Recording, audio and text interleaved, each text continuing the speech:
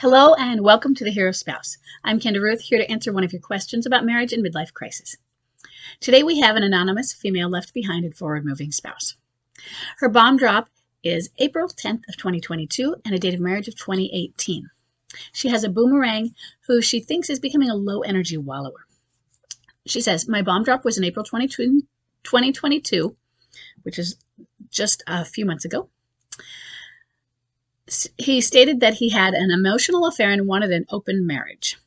In hindsight, I've seen escape and avoid behavior for a year prior to bomb drop. He left home for 3 months after bomb drop, and he's now filed for divorce. For financial reasons, I am cooperating. He wants to be a high-energy replayer, which is how it works with low-energy wallowers.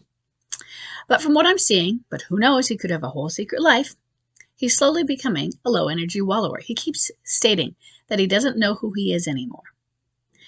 He's a clinging boomerang who wants regular contact and hopes to stay friends. My husband is in his 30s, and he's always had a difficult time growing up. I think that the birth of our daughter and all the responsibility that comes with it is the thing that pushed him over the edge. I've had a coaching session with you earlier, and you stated that you thought this wasn't a midlife crisis, but a diffuse identity. Is the time path and ways to cope different or the same as in a midlife crisis? So let me go over very briefly what that means. First, why do I think that? So that others listening can understand. She described a pattern going on since they've been together since they were teenagers, and a pattern going on of not really growing up. And she said it in here, he's never really grown up. And so there was a pattern of this, whereas more often those who have their midlife crisis, average age of bomb drop is 46, they've had a pattern of mature behavior for 20 years, 25 years, however many. But their core person has been this mature person growing into a more mature person. They've had an identity. They've had a career. It might not be the one they wanted, but maybe it has been, and they're changing their mind or they're starting to doubt themselves. In this case, none of that is going on. He'd kind of always bounced from thing to thing and trying new things and never really finding what worked for him, what his passion was. And so he seems more like he didn't ever choose an identity, which there is a state of, I discussed the psychologist James Marcia, M-A-R-C-I-A, with her. And in the 60s, he came out with some stages for identity development. And one of those was diffuse, meaning this person hasn't chosen an identity and they're not in a point where they're trying to choose one. There's an identity that's similar, where they're actively seeking and choosing an identity and they're trying on them. But diffuse, he just isn't. He's like, whatever, people don't care who I am. They don't know who I am. They don't accept me who I am. Well, really what it is they don't know who they are. So is the time path and ways to cope different? Honestly, I don't know, because since this is an entire life pattern, we're looking at the time path for coping for you rather than for him selecting an identity, because that's up to him. It's up to him and a therapist that can help him do that and through that, and his willingness.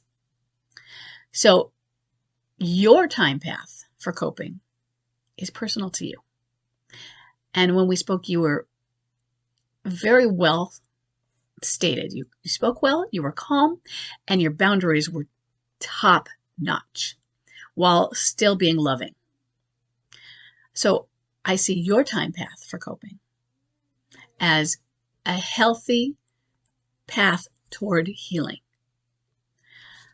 But is it different from MLC? Yes and no. It's just that it's a different thing. And with MLC, you might have different things to contend with, and they might keep going. But with a diffuse identity, think of some people that were, they had a family, just like you. They had a child, maybe more. You have one. And then there's a divorce, and dad steps out of the picture. And then he flits in occasionally. And he's always, we call him Uncle Daddy or Disneyland Dad, because they flit in to have fun. They're not reliable. So they might say they're going to be there at the birthday party, but they don't make it. But when they do come, they come bearing gifts maybe, or just all fun. No boundaries, no rules. Dad's just fun. Dad is a friend, and there's no discipline with it.